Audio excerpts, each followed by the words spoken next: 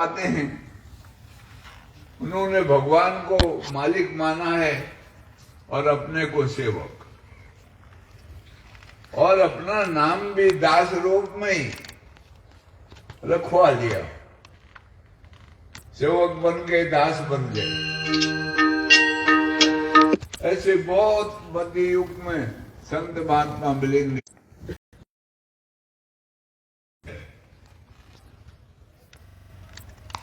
कि मित्र प्यारे नू हाल मुरीदा दा कहना, तुझ बिन रोग रजाइयां दा ओढ़न, नाग निवासा दा वासा। वो कहते हैं मित्र भगवान को, उनको कहना मेरा हाल सुनाना। तेरे बिना जो ओढ़न है मेरा, रजाई ओढ़ते हैं ना, तो वो कहते हैं रोग रूपी रजाई में ओढ़ रहा हूं, और जो मेरा बिछावन है जहां मैं सो रहा हूं, वहां सर्प घूम रहे हैं, नाग निवास में रह रहा हूं। मित्र प्यारे नू हाल मुरीदा दा कहना, कहना तुम्हारा जो सेवक का मुरीद मतलब शिष्य होता है। घन भगवान भी और सुदामा भी साथ में गए, तो जो गुरु माता थी उसने रोटी बना के दी उनको। भगवान को भूखा रख दिया। भगवान बड़े हर्ष से सुबेरे लकड़ी के गट्टा उट्टा लेकर आ गए, वहां पहुंचा दिया। लेकिन उसके बदले सुदामा में निर्धनता आ गई, दरिद्रता आ गई। लेकिन उनको वो घटना याद रही मन में कि मैंने श्री कृष्ण को भूखा रखा था, और वो भूखे रहे, उनके बदले का भोजन में खा गया। तब उनको ख्याल हुआ कि वो अभी द्वारकाधीश हो गए हैं, राजा के समान उनका वैभव है, और वो बहुत संपन्न है। हो सकता है मुझे मेरी दरिद्रता दूर कर दें। वो जाते हैं तो उनकी पत्नी उनको थोड़े से चावल देती है कि ये उनको देना, हमारे पास कुछ है नहीं और हम दरिद्र हैं। तो सुदामा बड़े यत्न से वो चावलों को लेकर के भगवान श्री के पास पहुंचे, और उन्होंने वो चावल खाए तो सुदामा का दरिद्रता, उनकी जो गरीबी थी वो दूर करी उन्होंने। तो ये जितने गोपियां आती हैं, ये साक्य भक्ति के प्रतिनिधि हैं, और ये जो प्रेम है उनका वो बहुत गुप्त है, इसलिए गोप नाम रखा है। और इनके गुरु भी हैं गोपदेव जी, बड़ा मंदिर है जयपुर में गोपदेव जी महाराज का।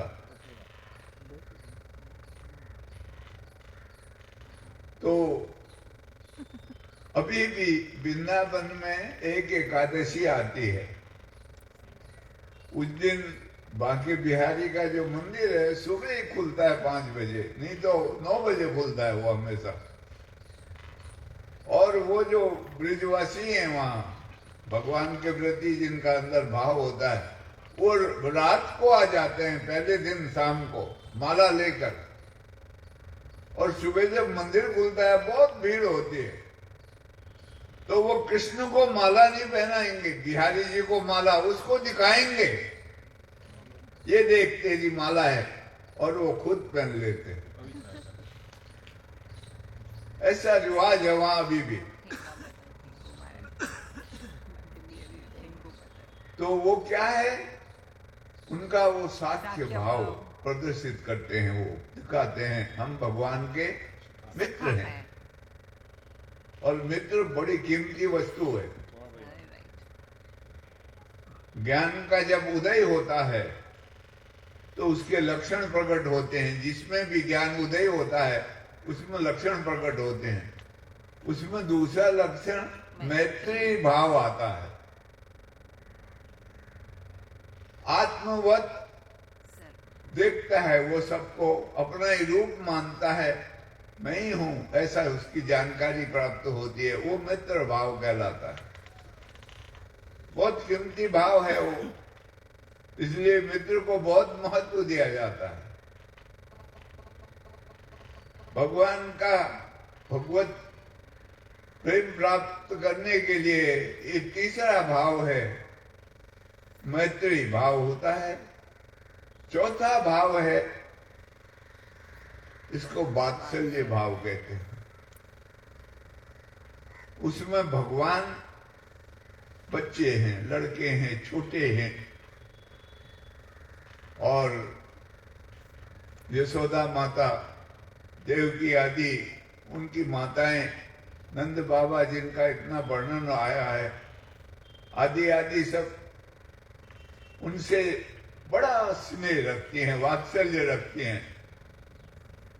बार बार भगवान अपना स्वरूप भी उनको समझाते हैं। तो वो भगवान के जो सेवा पूजा है वो वात्सल्य भाव से, जैसे माँ बच्चे को प्रेम करती है, दुलारती है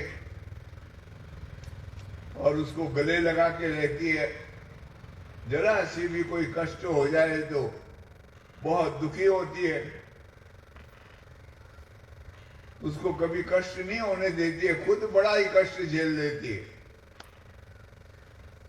ठीक इसी प्रकार से प्रेम का जो चौथा भाव है उसको वात्सल्य भाव कहते हैं। कौशल्या माता,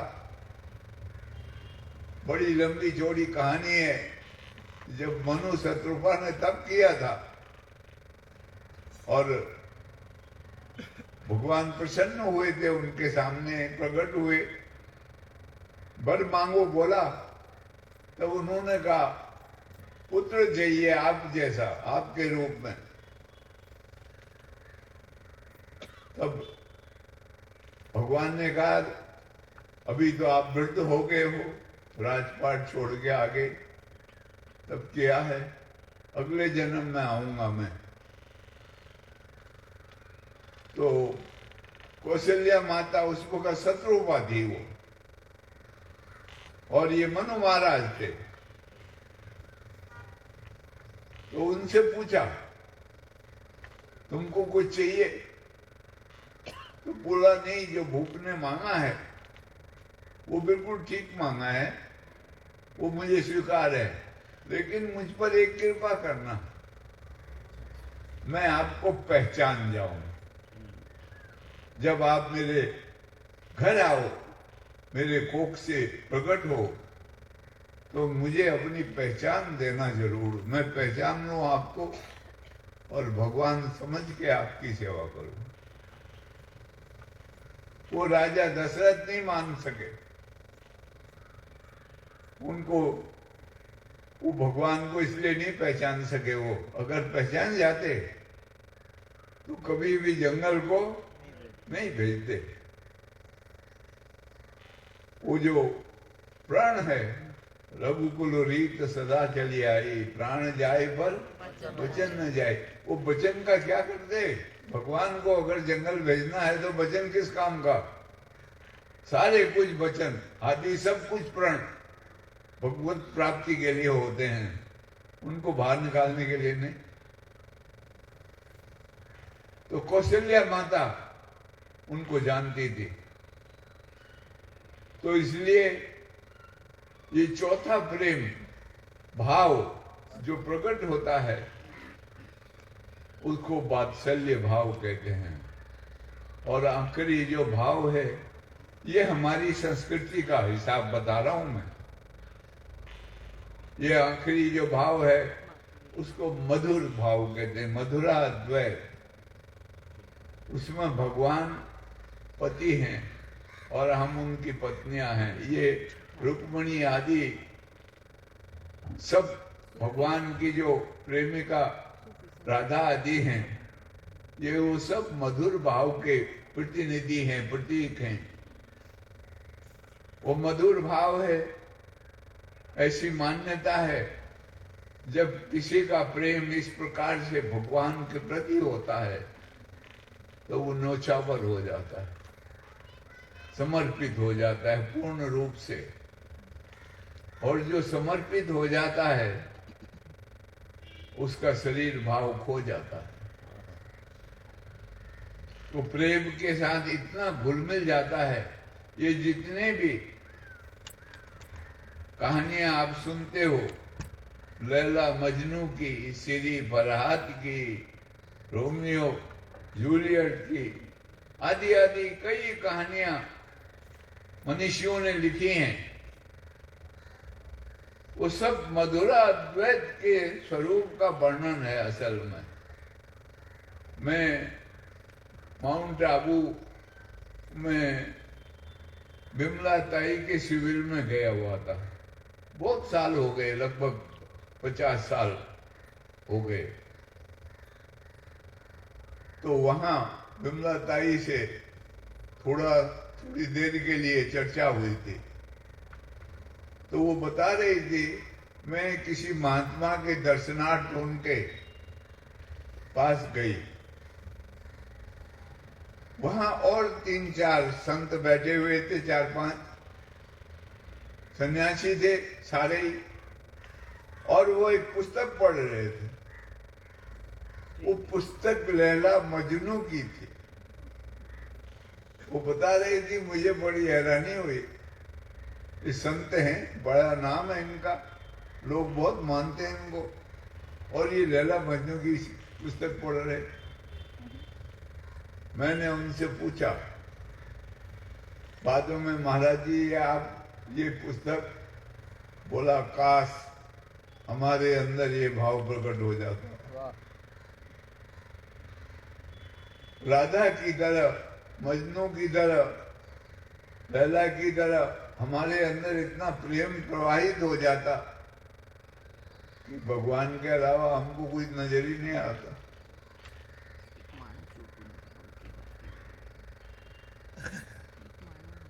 गीता में श्लोक कल बोल रहे थे, बहुना जन्मना मनते ज्ञानवान मां प्रबद्धते वसुदेव सर्वमिति स महात्मा सो दुर्लभ।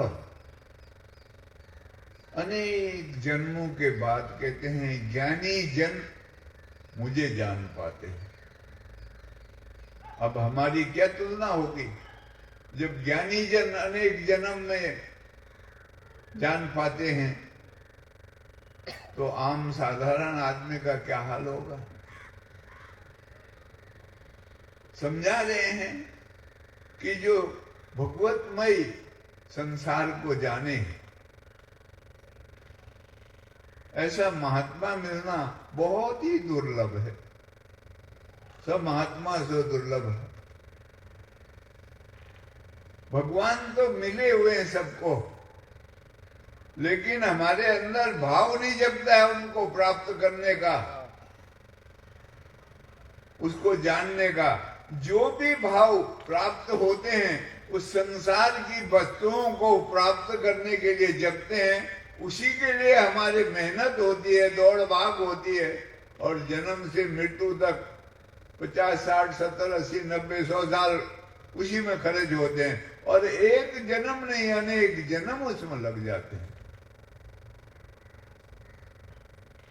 भाव नहीं प्रकट हो पाता। उन भावों को प्रकट करने के लिए ऐसे भगवत चरित्र, भक्त चरित्र, संत चरित्र सुनना और उसके प्रति मन में भाव पैदा करना बहुत जरूरी है।